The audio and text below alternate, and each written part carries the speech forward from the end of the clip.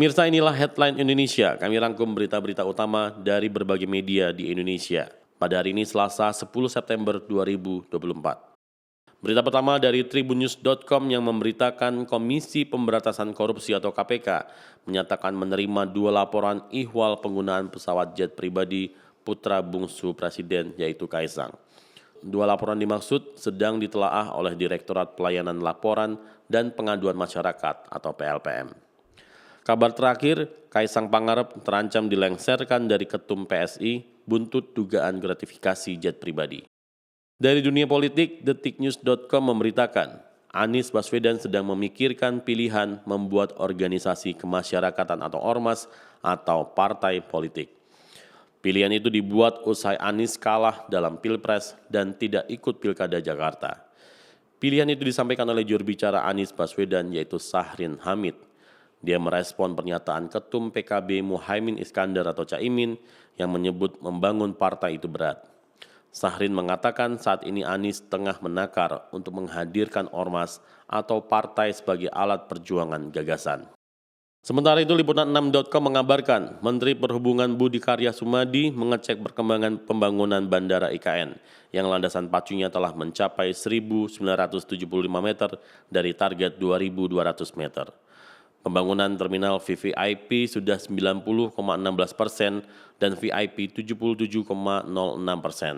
Menhub optimis bandara akan selesai sesuai target yaitu pada 31 Desember 2024. Meski cuaca sering menjadi tantangan, progres keseluruhan sudah mencapai 74,79%. Dari internasional, Sindonews.com memberitakan jet tempur asing dengan membawa bom nuklir baru-baru ini terlihat di atas wilayah Amerika Serikat. Pesawat-pesawat terlihat pekan lalu di atas California. Keduanya dilengkapi dengan bom latih nuklir B6112, varian terbaru dalam keluarga B61 yang dapat menghasilkan ledakan hingga 50 kiloton TNT. Sekedar diketahui, bom yang dijatuhkan di Hiroshima dan Nagasaki hampir 80 tahun yang lalu menghasilkan ledakan 15 dan 25 kiloton. Kompas.com mengabarkan, media pemerintah Vietnam melaporkan pada hari Senin 9 September 2024 bahwa topan Yagi yang menerjang Vietnam pada Sabtu kemarin menewaskan sedikitnya 59 orang.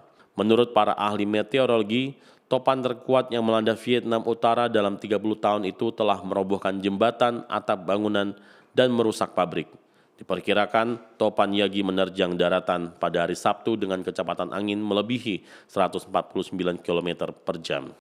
Dari arena olahraga, Tempo.com memberitakan Pesta Olahraga Paralimpiade Paris 2024 berakhir dan ditutup pada hari Minggu malam waktu setempat pada tanggal 8 September. Cina menjadi juara umum sedangkan kontingen Indonesia finish di posisi ke-50. Penutupan di Stade de France berlangsung di tengah hujan sama seperti saat pembukaan, namun acara tetap berlangsung meriah. Dari dunia hiburan, Liputan6.com mengabarkan Puput Novel, seorang selebritas Indonesia, meninggal dunia setelah bertahun-tahun berjuang melawan kanker payudara yang didiagnosis sejak 2021. Selama masa perjuangannya, Puput dikenal dengan semangat dan keteguhannya dalam menghadapi penyakit tersebut. Kepergian Puput Novel meninggalkan duka mendalam di kalangan keluarga, teman, dan penggemar.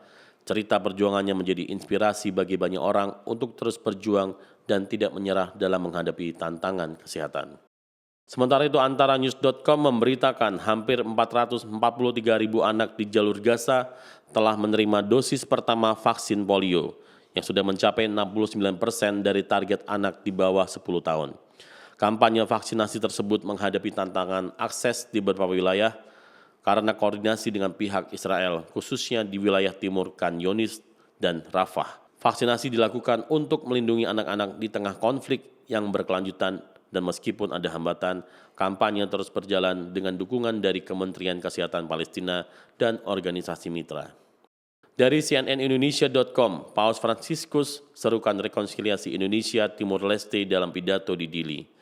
Dalam pidato bersejarah di Dili, Paus Fransiskus mendesak Indonesia dan Timur Leste untuk menyelesaikan perselisihan masa lalu dan melanjutkan jalan menuju rekonsiliasi.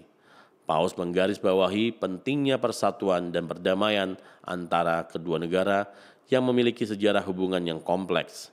Pidato ini menjadi sorotan global dan diharapkan dapat memperkuat dialog antar kedua negara di kawasan Asia Tenggara. Pemirsa, itulah headline Indonesia hari ini.